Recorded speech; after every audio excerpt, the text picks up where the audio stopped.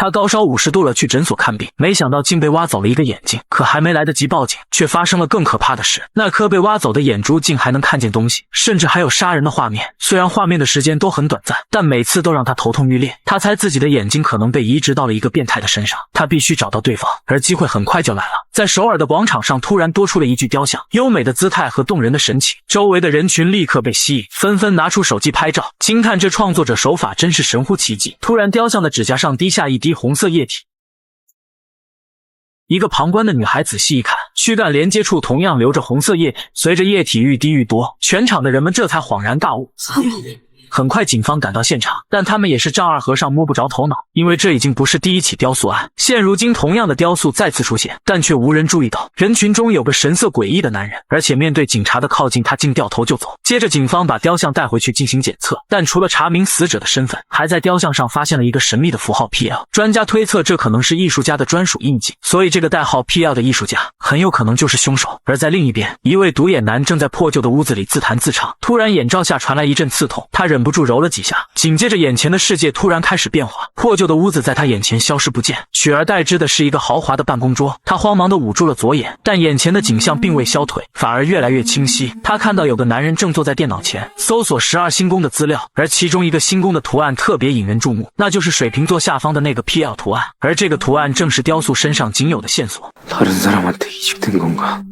没过多久，又接连爆出2起雕塑案，一时间人心惶惶，连警方也摸不着头脑，他们只能从那个神秘符号下手。朴队长是警队神探，每次发现线索就会不自觉地流鼻血。他坚信凶手总会在踏足凶案现场的原则，认真审视了现场照片，却注意到一个眼罩男神色很可疑。最让人惊讶的是，他真的流了鼻血，这难道是天意？警队上下所有人都相信眼罩男就是凶手。最近右眼总是会莫名其妙的疼痛，眼前还出现了一个神秘女人，还有一个巨大的雕像。这个地方他太熟悉了，马上飞奔到现场。他尽管还不知道凶手长得啥样，但功夫不负有心人，最终还是等到了那个女人。可是他那空洞无物的眼睛却让女人心头一紧，想要赶紧离开这个地方，哪怕是被独眼男拉住，他也只是一言不发。但他只要跟紧这条线，独眼男就能轻松获取凶手的视野。那天中午，女孩主动约大叔共进午餐时，独眼男再次获得了凶手的视野。这次的信息无比丰富，不仅看到了那个女人，而且店铺名也清晰可见。他没时间多想，赶紧奔向街头，最后在一个转角找到了那家店。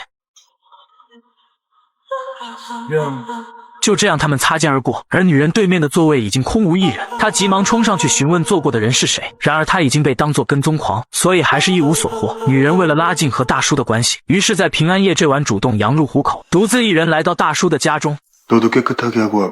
大叔的举动让女人大吃一惊，她从未想过大叔竟然也是一位造物主。事不宜迟，她毫不犹豫地走进洗手间，解开了自己的衣服。为了知道 PL 图案的含义，独眼男找到星宫占卜师请教 P 型图代表什么。再结合之前3起雕塑案的时间，立马锁定了下一次作案时间。12월 25일。同一时间，女人满心喜悦地离开了卧室，带着好奇和期待走进了宽敞整洁的客厅。她原本只是想更全面地了解未来夫君，却意外闯进了戴叔的画室。她被四周琳琅满目的艺术品所吸引，而书桌上那本标记为 PL 画册更是吸引了她的目光。当女孩揭开画册的一瞬间，里面的内容让她瞬间毛骨悚然。画中展现的正是3次雕塑案的原型，每一座雕塑，每一幅画像，每一个字眼，都仿佛在讲述着不为人知的诡异事件。然而女人还未细细品味这份惊悚，一声突如其来的声音打破了她的思绪。第二天，郊外的荒地里发现了一具极具艺术性的尸体，死者被毯子包裹着，身体一半悬挂在空中，如同一个经过精心制作的艺术品。尸体身上同样被刻下了 PL 的字母。警方匆匆赶到现场，除了摇头叹气，依旧没发现任何线索。就在此时，人群中突然爆发出一阵骚动，一帮肌肉男正追逐着前方的独眼男。朴队长见状立即意识到这个独眼男就是之前出现在案发现场的嫌疑人，可他为何被人追？来不及思考，他立刻带人追赶上去，但最后他们只追到一个肥胖男，而独眼男却已被一群人堵在了通道里。背头哥毫不犹豫地挥起斧头，直接砍断了独眼男的右手，接着他拿起地上的断手，仔细观察那蠕动伤口，好像知道了什么似的。빨리붙여봐봐。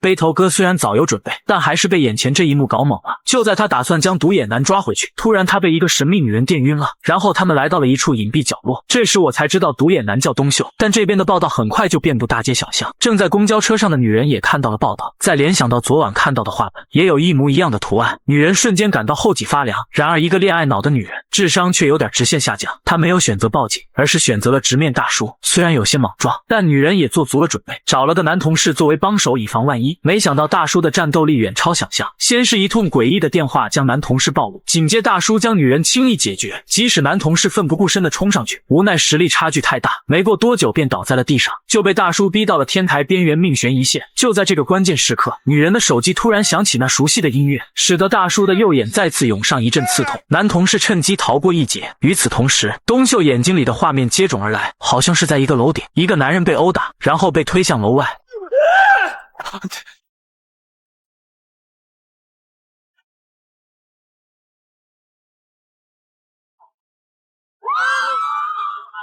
一场激战结束，女人的生命也接近尾声。 네 눈에 생기가 도는 건 처음 봐. 女孩以为自己躲过了一劫，急忙向大叔述说昨晚的一夜温柔，希望能挑起大叔心中一丝慈悲之心。然而这根本就是徒劳。两位受害者双双遇害，他却束手无策。东秀的内心充满了自责，而凶手的视线也随着铃声的终止而消失。 설마 이 노래 때문에? 东秀立马冲进大楼，他预判到对方会走楼道，一番搜寻之后，的确找到了对方的踪迹，紧随其后跟进了厕所里，里面的门无法打开，他只能从上面钻进去，结果被人狠狠扎了一下。这时大楼保安赶了过来，把他按倒在地，他拼命伸手想去抓住对方的脚，而对方却看见他刚刚受的伤已经神奇的愈合了。他大喊大叔是杀人犯，但保安并未理会，反倒是把他当做了嫌疑人。突然一个女人朝他们走来，在双方错身的瞬间，仅用一支电击枪就将三人轻易制服，可时间太短，东秀尚未来得及反应，手腕上再次传来一阵刺痛，束缚他的手铐被解开。更让他意外的是，女人竟然把电击枪递给了他，手臂上的伤口像有什么生物在撕扯，以肉眼可见的速度快速愈合。他就是一直暗中保护东秀的小五，已经不是第一次替他解围。他将小五带回家，经过短暂的了解得知，小五幼年时被一位拥有自愈能力的人救过，所以才千方百计的寻找，只为能帮助他。可坦诚交流的时间总是短暂，东秀的右眼突然一阵剧痛袭来，视线里却出现了自己的画像，还写着这次换我来找你，准备好迎接死亡的文字。 이 새끼야 날 놀리고 있어 이 개자식이. 可事情没那么简单，凶手盯上了画有3个小女孩的页面，他温柔地撫摸每个女孩，然后目光转向了电脑屏幕，映入眼帘的是3个快乐无邪的小女孩。 살인 예고까지 하면서 为了引诱东秀上钩，他曾主动寻找警察、寻找媒体，关于东秀的所有信息他都了如指掌。唯独猫捉老鼠的游戏他乐此不疲。当晚，东秀照例欣赏街头歌手即兴演出，突然右眼的那股刺痛再次袭来，却让他惊讶地发现，他的视线竟然对准了自己的后背。他迅速转过身，在那灯光昏暗的角落里，他看到了一辆可疑的汽车，阴影中隐约可见一个凶手的侧影。这突如其来的挑衅激怒了他，愤怒地冲向那辆车。然而这正是对方设下的陷阱，被一群警察当场制服。作为主要嫌疑犯，他被带进了警局。警察讯问他到底怎么回事，他原本说了出来。几天前，他像平常一样回家，突然一辆车就停在了他面前，车上的人二话不说拿起了斧头砍来。他满面惊恐地躲闪，但没想到另一个男人突然从后面一把勒住他，下一秒他就晕了过去。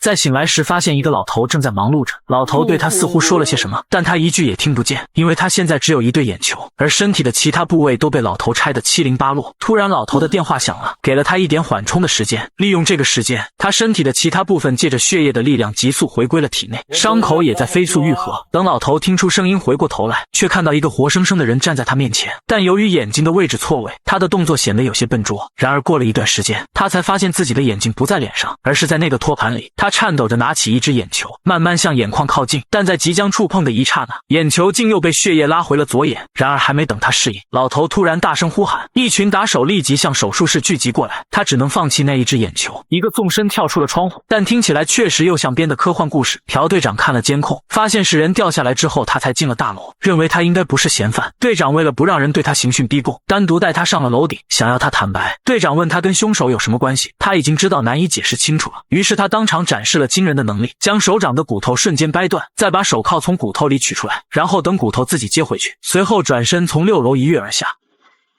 거기서！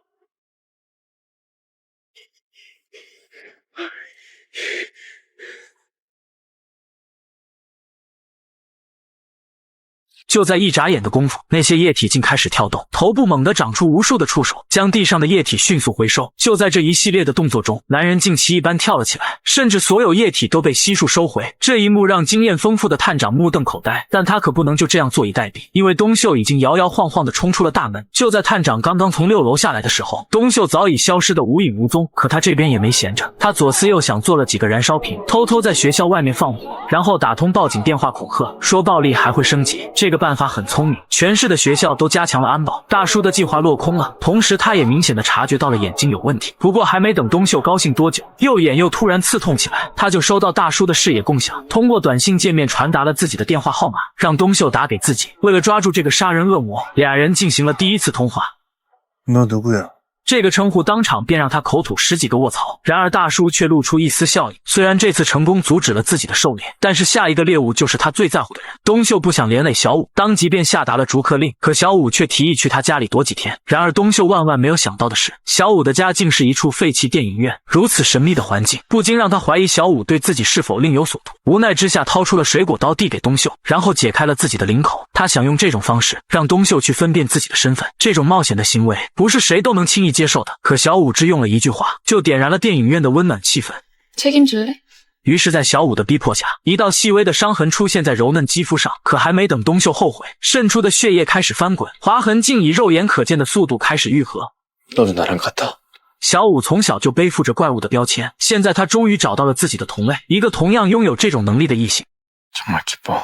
此刻的大叔正在悄然行动，他装扮成小五的模样，悄无声息地袭击了2位作曲家，甚至当众将他们掳走。突如其来的刺痛让东秀从梦中惊醒，紧接着他看到了3个女孩的画像，而凶手却将画像撕扯2半，露出后面全身是伤的作曲家，还说让东秀晚上来做个了结。东秀必须去救那名作曲家，毕竟他也有着一颗圣母心。东秀到了约定地点，看着远处驶来的汽车，他的心却出奇的平静。大叔穿着防化服从车里走了出来，他只是有些惊讶，但没有丝毫的慌张。接着大叔按下遥控器，毒物迅速弥漫，他按照小五的嘱咐环顾四周，没有妄动，最终在毒雾中倒下。但这些烟雾并不是麻醉气体，反而是致命的毒气。接着大叔淡定地将手放在他的胸口，静静等待生命消逝。然而奇迹发生了，心跳只停顿了几秒，随即恢复正常。东秀也再次恢复了呼吸。这个杀人魔要干嘛呢？并不是要杀掉他，而是要移植他所有的器官，让自己起死回生，长生不老。但在此之前，他必须先进行一次试验，毕竟手术要是失败了，世上就少了一个杀人魔。为此他将提前准备好的实验体带了出来。 미안해요 나 때문에 이렇게。 但已命不久矣的大叔没时间让他们聊天，直接用钳子对准东秀的手指，惨叫声划破空气，手指瞬间断裂。凶手竟不嫌脏，就这样直接含进了嘴里，然后将作曲家的手指剪掉，最后再将东秀的断指靠近作曲家的手，结果两者在没有任何排斥的情况下恢复如初。 근데 이게 이 실험의 목적은 아니야. 지금부터가 중요해. 大叔最想知道的是普通人的部件能否完美的移植到东秀身上，而最终结果也是他想要的。 어떻게 이런 게 이 세상에 태어난 거지? 现在一切都准备就绪，大叔直接将2人敲晕后送到冷库保鲜。当他苏醒过来，映入眼帘的是已经死去的作曲家。这一刻他彻底怒了，直接将自己双手扯断。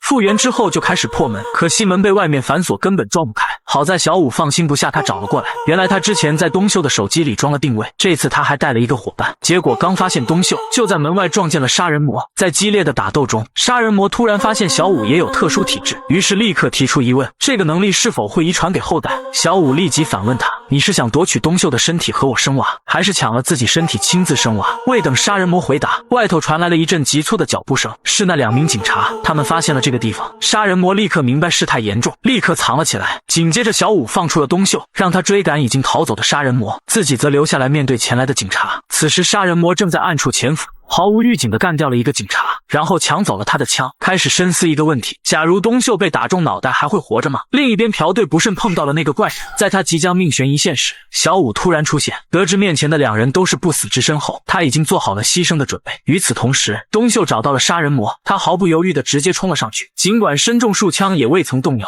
愤怒让他恢复得更快，就算是头部被击中，也无法让他停下脚步。东秀一把抓住对方的手，他感到了血液的召唤，他扯下自己的眼罩，一缕缕血肉从他的眼眶里发散而出，一直飘进了对方的眼眶里，将原本属于他的眼睛拉了回来。正当他要了结杀人魔时，小五带着朴队匆匆赶了过来。 이놈이 아무리 정을스럽고 최악의 살인범이라고 해도 자네가 이놈을 죽이면 난 자네를 쫓을 수밖에 없어. 자네도 역시 살인범 되는 거니까. 当然，把杀人魔交给朴队是最好的选择。突然，外面的响声震天动地，小五惊觉事态严重，拉着东秀开始逃走。当他们跑到天台时，发现为时已晚。